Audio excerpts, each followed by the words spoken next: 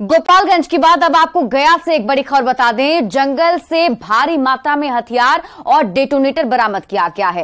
एक राइफल, 100 कारतूस भी मौके से बरामद किए गए हैं। 13,800 डेटोनेटर मौके से बरामद किया गया है। बताया जा रहा है कि नक्सली यहां पर बड़ी साजिश को अंजाम देने के लिए जुटे थे और उनकी साजिश को नाकाम करते हुए हथियार बरामद कर लिया गया है। लुटवा थाना क्षेत्र की पूरी घटना बताई जा रही है। पंडरा पहाड़ी के जंगल में कार्रवाई की गई है। पुलिस और सुरक्षा बलों ने यह बड़ी कार्रवाई की और बड़ी कामयाबी भी हासिल हुई है, जिसमें करीब 100 जिंदा कारतूस और 13,800 डेटोनेटर सहित नक्सली सामान मौके से बरामद किया गया है। तो बड़ी खबर आपको गया से बता रहे हैं, जहां देखिए एक बड़ी साजिश को नाकाम कर दिया गया है। नक्सली यहां पर एक बड़ी साजिश को अंजाम देने के लिए पहुंचे थे। करीब 13,800 डेटोनेटर बरामद किया गया है। नक्सलियों की एक बड़ी साजिश सुरक्षा बलों ने समय रहते ही नाकाम कर दी है। लुटवा थाना क्षेत्र की ये घटना बताई जा रही है, जहां पर नक्सलियों का जमावड़ा था। पुलिस और सुरक्षा बलों ने यह बड़ी कार्रवाई की है। गया संवाददाता एलन लिली अधिक जानकारी के साथ जुड़े हुए हैं। एलन लिली, फिलहाल क्या कुछ अपडेट है? मौके से भारी मात्रा में हथियार तो बरामद हुआ ही, क्या जानकारी मिल पा रही है कि अभी भी नक्सली वहीं पर हैं?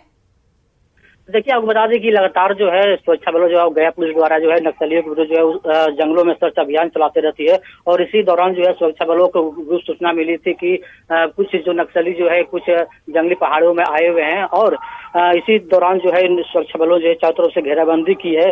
और हालांकि नक्सली तो वहाँ पर मौजूदगी नहीं मिली, लेकिन नक्सलियों के द्वारा जो छिपाए गए जो हथियार है और भारी मात्रा में जो कारतूस है, डेटोनेटर है, जो आईडी बनाने का जो काम आता है, उसमें बम का जो सामान वो बरामद किया गया। साथ ही कई नक्सली का जो वर्दी होता है वो बरामद किया गया। कई जो नक्सली जो सामान होता है वो बरामद किया गया। फिलहाल जो है पुलिस जो है चारों तरफ से घेराबंदी किए हुए है और नक्सलियों के विरुद्ध जो है लगातार सर्च ऑपरेशन चलाया जा रहा है। और इसी दौरान जो है जंगली पहाड़ी में लुटवा थाना क्षेत्र की जंगली पहाड़ी है और पहाड़ों के बीचों बीच जो है वो पत्थर के नीचे जो छिपाए गए थे एक हथियार है, 100 जिंदा कारतूस, करीब 13,000 जो है वो डेटोनेटर बरामद किया है। फिलहाल जो है पुलिस जो है अभी भी जो है उस सर्च ऑपरेशन चला रही है। जी चलिए, बहुत बहुत शुक्रिया तमाम जानकारी के लिए एलन लिली।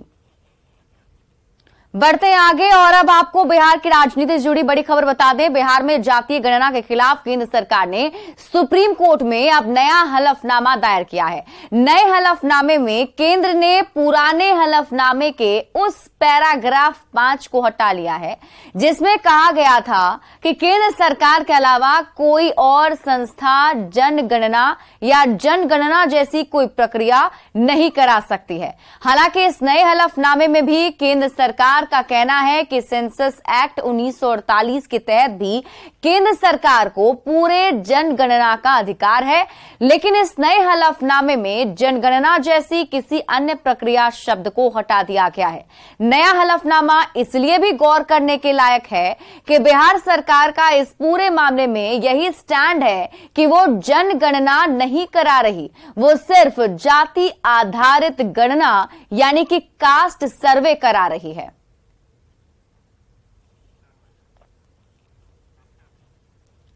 और बिहार में जाति आधारित गणना के खिलाफ केंद्र सरकार की ओर से सुप्रीम कोर्ट में हलफनामा दाखिल किया गया है और इसी को लेकर कानून के जानकार और पटना हाईकोर्ट अधिवक्ता YB गिरी ने कहा है कि जनगणना या जातीय जनगणना का अधिकार केंद्र को है, लेकिन बिहार सरकार जातीय जनगणना नहीं बल्कि जातीय गणना यानी कि कास्ट सर्वे करा रही है, जो कानून के हिसाब से पूरी तरह से वैध है। और राज्य सरकार के इस काम से केंद्र के अधिकारों का कोई भी अतिक्रमण कहीं भी नहीं होता है। इतना ही नहीं, YB गिरी ने कहा है कि केंद्र के इस हलफनामे का कास्ट सर्वे पर कोई असर नहीं पड़ेगा।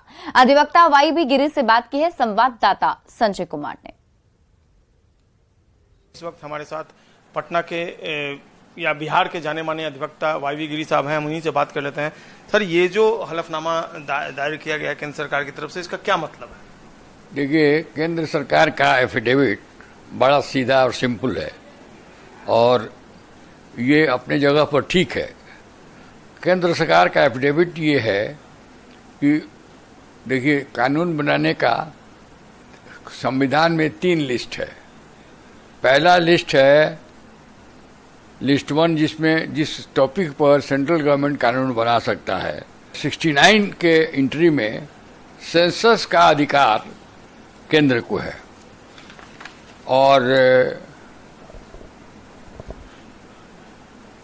सेंट्रल गवर्नमेंट ने एक एक्ट भी बनाया है, उसको कहते हैं सेंसस एक्ट 1948।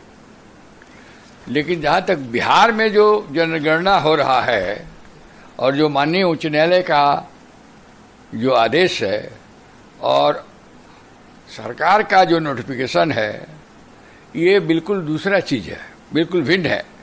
इसको कहते हैं survey of the society, class of society which includes caste also, and survey for upliftment of this social backward people of the state, और डेवलपमेंट का प्राइम रिस्पॉन्सिबिलिटी स्टेट गवर्नमेंट का है। और केंद्र सरकार के हलफनामे पर बिहार के डिप्टी सीएम तेजस्वी यादव और आरजेडी अध्यक्ष लालू प्रसाद ने पलटवार किया है और कहा है कि अब तो सबके सामने चेहरा उजागर हो गया है। बीजेपी शुरू से इसका विरोध करती रही है। इस तरीके से ये साफ हो गया, जो बात हम लोग पहले कहते थे कि बीजेपी चाहती ही नहीं है कि सेंसस हो, या कोई स्टेट अगर इंडिपेंडेंटली अगर सर्वे भी करा रहा है, जो गरीबों को देखते हुए, आर्थिक स्थिति को देखते हुए, जातियों को देखते हुए, ताकि वो कल्याणकारी योजना बनाए, ये तो शुरू से विरोधी रही है। अब सब लोग जान रहे हैं, और इतने ही अगर पक्षधर हैं तो देश भर में करा ले, किसने रोका था? हम लोग तो गए थे मांग करने। बीजेपी तो विरोधी है बुरी तरह से, इसको हम लोगों ने बताया भी है और इसको नहीं चाहता है बीजेपी और संघ, ये दोनों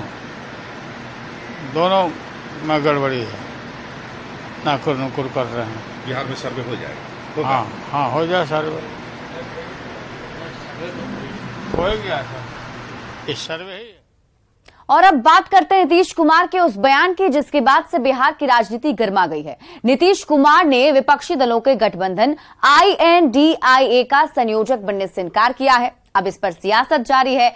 नीतीश कुमार के इस बयान पर विधानसभा में नेता प्रतिपक्ष विजय सिन्हा ने पलटवार किया है। विजय सिन्हा ने कहा है कि जो आदमी पद के लिए बार बार पलटता हो, उसकी बात पर भरोसा करना अपने आप को धोखा देने के बराबर है। ये जो सिद्धांत को छोड़ दें, आप बार बार पलटी मारते रहें, ऐसे लोगों के बातों पर कोई विश्वास कर सकता है क्या? जो सुशासन स्थापित करने का संकल्प लेकर आए थे और कुर्सी और सत्ता के लिए, पद की लोलुपता के लिए जो आदमी कई बार अपने बात से पलटा हो, कुशासन के साथ उसके गोद में बैठा और गलबहियां किया, ऐसी मानसिकता के लोग राजनीति में कभी विश्वसनीय नहीं होते और इनकी बात का विश्वास करना अपने को धोखे में डालना।